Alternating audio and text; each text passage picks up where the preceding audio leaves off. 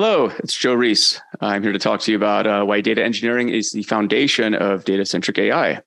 So first, let's get something out of the way. So why should you care? So if you work with machine learning or AI, you need data upon which to do data science. This seems obvious enough, but we'll get into why this is sometimes ignored. And a big question you might ask yourself is, well, you need data, but how do you get data? And if you have the data, is this data of good quality? Is it reliable? Should you trust it? Is it believable? And so the question you need to ask yourself is, well, do you have the data to do your job and to build something great? So what we'll cover here is we'll describe what data engineering is and why it matters to you. We'll talk about the data engineering lifecycle and its undercurrents. We'll cover why data engineering is the foundation of data-centric AI. And finally, we'll talk about a few ways you can work with data engineers. So just a quick overview. Who am I? I'm Joe Reis, as I said before. I jokingly call myself a recovering data scientist. I've worked in all sorts of data roles since the early 2000s. In particular of interest to this audience, I've worked with a few auto ML startups, including one way back in the early years of the 2010s. And so, I'd like to say I've seen, at least the modern versions of machine learning since its infancy. And, I would say, that it's what got me into data engineering, actually. I was hired to be a data scientist at many companies. And, around that time, data scientists were expected to do very magical things. And of course, what I quickly realized was, engineering is really at the heart of machine learning and data science initiatives. So without proper data pipelines and storage and everything else that goes into data engineering, it's really difficult to do proper data science. There's a common trope that data scientists spend 80 or 90% of their time collecting data, cleaning data, preparing data, and so forth. And I really feel like this is where data engineering should fill the gap. Ideally, a data scientist should spend 80 or 90% of their time, doing the work they're trained to do, algorithms and, modeling and so forth, not necessarily the housekeeping and the engineering work that goes along with supporting these functions. So that's what motivates this talk today. Is I think a lot of my experience, working in machine learning as well as a data engineer. A little bit more about me. I'm CEO and co-founder of Ternary Data. We're a leading data engineering consulting firm. We have clients all over the world, as well as partners globally as well. I also moonlight as a professor at the University of Utah. And I'm a podcast host. My show, the Monday Morning Data Chat, features a lot of luminaries in the industry. I speak at conferences, blog, and most recently, I am the co-author of Fundamentals of Data Engineering, which came out on O'Reilly this year. So let's get some housekeeping out of the way. Let's first level set and understand what is data engineering. There's a lot of definitions. If you look online, you'll see quite a few. I pulled a few definitions online to sort of show you what I mean. So one definition is data engineering is the science of collecting and validating information data such that data scientists can use it. I think that's pretty good. Another one is data engineering is all about the movement, manipulation, and management of data. And so I'd like to have you ask yourself, what do you think data engineering means? Here's what I think it means. My co-author Matt Housley and I, we came up with a bit of a long-winded definition of data engineering, but we, when writing a book, you want to try and encompass as many ideas as possible. But essentially, it's development, implementation, and maintenance of systems that take raw data and provide it for downstream use cases, such as analysis and machine learning. So we'll talk a bit more about this, but it's also the intersection of a lot of undercurrents, such as data management, data ops, architecture, and so forth. I mean, at the end of the day, a data engineer, they take data from raw systems and raw data from systems, and they make it useful for downstream use. That's it. So let's look at how we got here with data engineering, right? So back in the 2000s and well before, you had ETL developers, database administrators, BI engineers, data warehouse administrators, and so forth. And these jobs were largely to serve the purpose of analytics, right? So you had data warehouses, and these jobs largely meant supporting these systems for analytics. And then around, say, kind of the 2000s to 2010s, you had the big data engineer, right? So this is a lot of these big data technologies spawned out of places like Yahoo, Google, Amazon, and many others. And the notion was, you have a lot of data coming in. You have to do something with it. This is also around the same time that I could argue, machine learning started being done at scale. And so the big data engineer was really, responsible for maintaining the systems that supported this, these large scale, data and ML projects. And, kind of along the way, what was interesting is that, the data engineer started coming into the fold. And I think a lot of this had to do with the introduction of the cloud and, just data being more widely used across, companies of all sizes. The big data engineer was, I think, a bit of a misnomer in the sense where this is, I think, largely attached to companies that were doing things with data at large scale. But, with the cloud, you could start, adopting a lot of these same practices in much smaller data sets. And so, it's a rapidly evolving field. And along the way, you also had data science, AI, and ML come on the scene. And, these are all game changers. What this has led to is new practices. In engineering, you have analytics engineers, you have machine learning engineers, you have ML ops, and and who knows what will happen in the future. But so why does data engineering matter? If you've been on the scene long enough, you've seen this image from Monica Rigatti. This came out in, I like to say 2017, but she had this amazing article called the AI hierarchy of needs. And really, if you look at the top of the pyramid, this is where a lot of people want to focus is, AI and deep learning, right? And not machine learning and obviously other types of, practices. But at the end of the day, this is sort of the end state of data science. I remember, especially when I was coming up, in machine learning back in the early 2010s and early 2000s, but the term data science didn't exist back then. It was more just you either like doing, I guess, predictive analytics or something like that, or machine learning was still a it's something else you'd call it, I guess. But data science really wasn't a thing. But now, data science started becoming, I think the term was introduced in 2009 by DJ Patil, and it started encompassing all kinds of stuff. Machine learning and analytics and cleaning data and data pipelines and all this stuff. And if you take a step back, data science really, it's about getting value out of data, but you need to have the systems to do this. And so I like to say that data engineering really focuses on the bottom two parts of this pyramid. So it provides foundation upon which you can do not just data science, but now, data-centric AI and ML ops and ML engineering and so forth. But it really is a foundation. You need to get data from systems, source systems. You need to provide it in a consistent and quality manner, which is hard to do actually. So let's look at let's take a step back and understand a couple things here. So I kind of view data engineering as a life cycle. I think there's also maybe an equivalent life cycle with machine learning, but I won't get into that in this conversation. But really, and this is a data life cycle diagram that comes from HBR.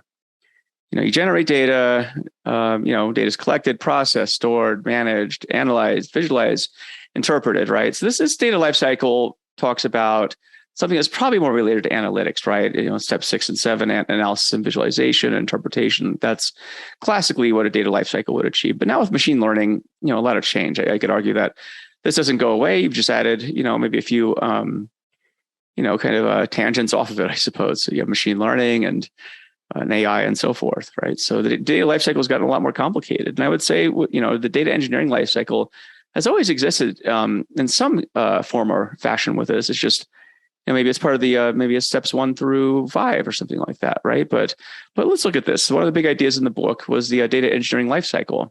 And so the notion is, when we wrote the book, we tried to understand, okay, so in a rapidly evolving, data ecosystem, what's not going to change in the next 5-10 years? So I was like, well, okay, I think systems will generate data. It'll still need to be ingested somehow and maybe transformed or queried or something like that. And served for end use cases like analytics, machine learning, and reverse ETL, and whatever else you want to serve it for, right? But then it's going to be stored in some fashion along the way too. And so, these are sort of the buckets into which you could think about lifecycle management for data engineering. And then, of course, the question I'll ask you is, for machine learning engineering and data-centric AI, what follows on that? There's this serving part here, this yellow box that talks about machine learning, but that's got its own life cycle after that, right? And but the data engineer really focuses on getting data, doing something with it, and providing it for downstream use cases, and I would argue other life cycles. But undercutting the data engineering life cycle, this is very interesting. So when you look at things like security, for example, this doesn't really just happen at generation or ingestion or serving. I mean, this happens everywhere, right? And I could argue it should happen everywhere across other data life cycles as well, machine learning life cycle and so forth. Same with data management. It includes things like data quality and data ops and architecture and all these considerations, right? These are all things that happen at various parts in every part of the life cycle, not just one. And so when you think about data engineering, think about ingesting, transforming, serving, and storing data, along with like how are you going to secure it? How are you going to manage it? Data ops, how does that work? How are you going to know that a pipeline's failed, for example, right? Architecture is another big one. How do you design systems that are resilient, cost effective, but incorporate maybe reversibility and modularity? Especially in a fast changing world, architecture is a very interesting subject. You don't want to get too pigeonholed into certain architectures. And I know the same thing happens with, AI infrastructure and architecture as well. There's, that's a fast evolving field as well. And orchestration, how do you orchestrate things along the life cycle? And finally, software engineering. How do you, write good code that's performant, as free of bugs as possible, and is reproducible and so forth. So the data engineering lifecycle, I think, is a really big idea I'd like to hone in on with respect to data engineering being a foundation for data-centric AI. Again, we talked about the undercurrents, but I'd like to touch on these a bit more. There's a lot to undercurrents.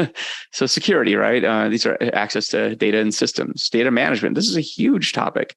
There's the DAMA Book of Knowledge, if you ever wanted to, explore a 600-page tome on all aspects of data management. But I encourage you to do so.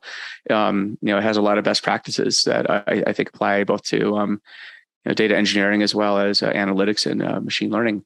So a lot of this has to do with data integrity and quality, right? A big piece of data-centric AI has been that we're moving into an age where we have to focus on data quality and integrity, and data management provides these pillars.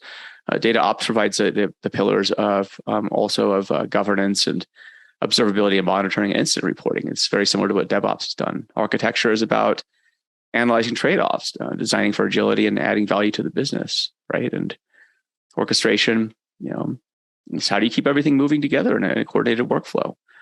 And again, like software engineering, like I said, it's about having, great software design patterns and testing and debugging. So, which means you're not writing, hacky code. It's about writing stuff that produces, great systems. So let's talk really quick. A data engineer, who do they work with?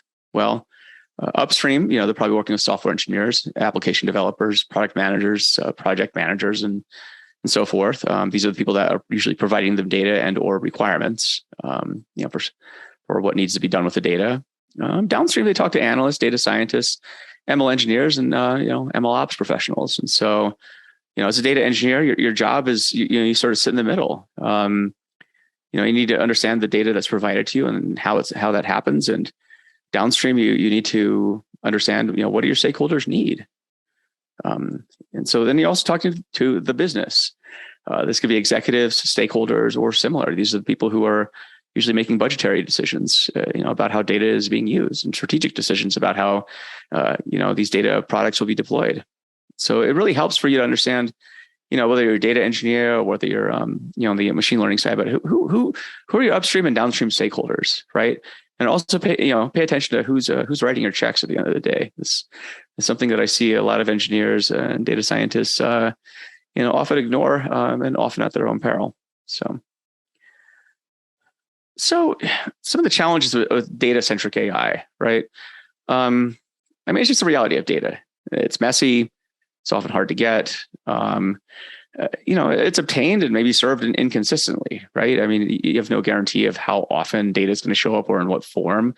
And the big question is, who owns data through its life cycle? This is a central question where, if you're talking about your upstream and downstream stakeholders, you really do need to understand who owns the data at that stage in the life cycle, right? If you're getting data from a software engineer, do they own the data that happens to be in an application database?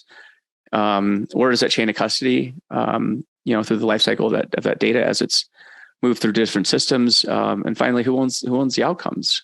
I can't say that it's any particular person, but all stakeholders of data should be communicating about expectations, and anything related to the data along its journey. So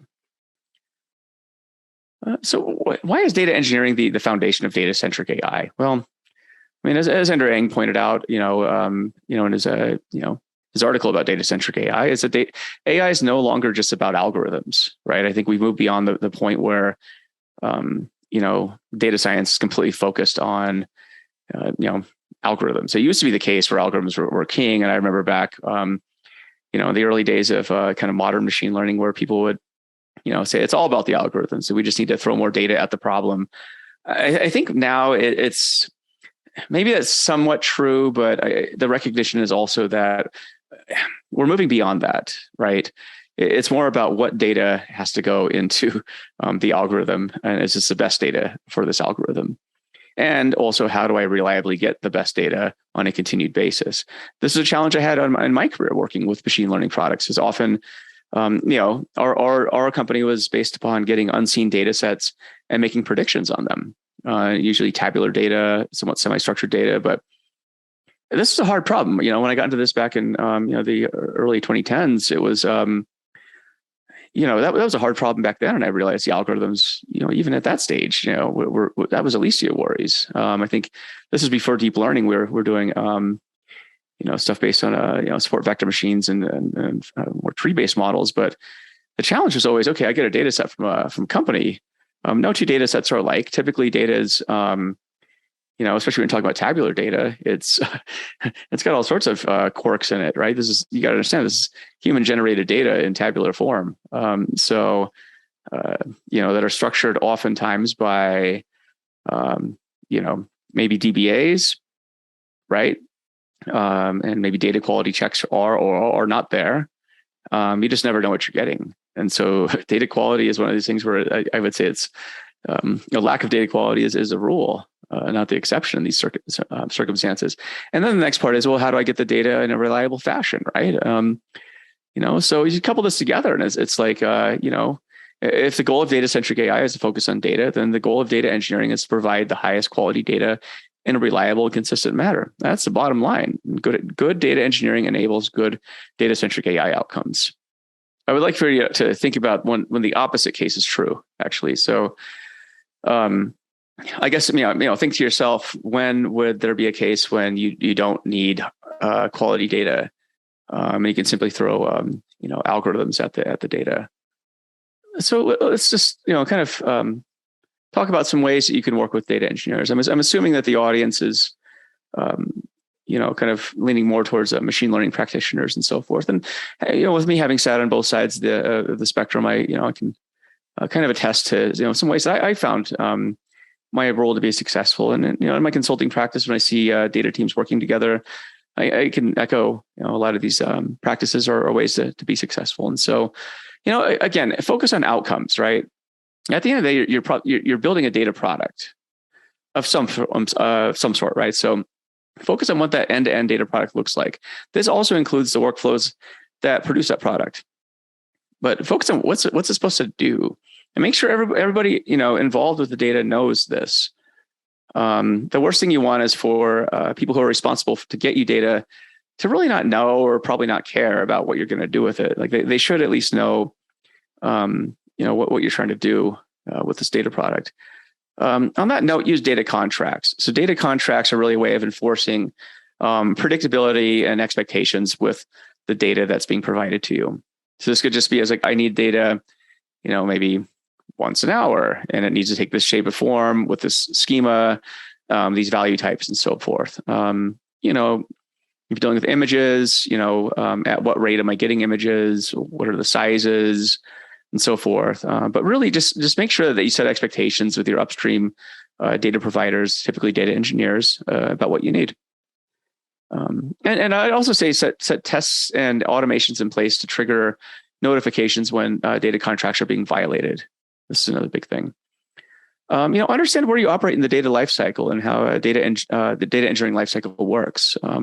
Again, I always like to say that data engineering is basically lifecycle management at the end of the day. And so if you can understand how lifecycle works, this makes it a lot easier to avoid tool fixation, for example, which is the next point. So technology should always be the last of your concerns when working with data engineering or any other stakeholders, right? So focus on people and processes and then technology. The easy thing to do is to focus on what tools you're going to use, often without the context, say the data product you're building or the data contracts that you're enforcing. Choosing tools is probably the last thing I'd do. It usually is a recipe for disaster because you're taking a very short-sighted view of the data product. Finally, decide who does what, right? So in some cases, the lines between data engineering, ML ops, and ML engineering and data science are very blurred. You need to be very clear about who owns what. So I would suggest like making a fake org chart, or if you have a real one, then use that. But just write out, okay, so I have roles for data engineering, I have roles for ML ops, ML engineering, data science, and so forth. And put names to this, right? So a certain person might be doing the data engineering part. That same person might also be in charge of ML engineering just due to, team constraints. Maybe it's a small team. And so that person has to have overlap. That's entirely possible, but just understand who's doing what, right? This avoids a lot of stepping on toes and it also makes the notion of data contracts much more clean, where when there's handoff, again, along the chain of custody of data, back to the notion of who owns what. Now you know who the directly responsible individual is along each stage of the life cycle. And so to recap, data engineering is the foundation for data-centric AI. It's important for you to understand the data engineering lifecycle and its impact on machine learning and AI. Data quality and reliability, it really does matter. At the end of the day, data engineering should be responsible for providing the highest quality data in the most reliable way. And the other takeaway is just work together with data engineering, right? Just understand who does what, have clear contracts, clear understanding, talk regularly, especially if there are changes. And I wish you the best of luck, in your data-centric AI journey. If you have other questions, please get a hold of me. I'm Joe Reis you can email me at joe@ternarydata.com. So thank you very much.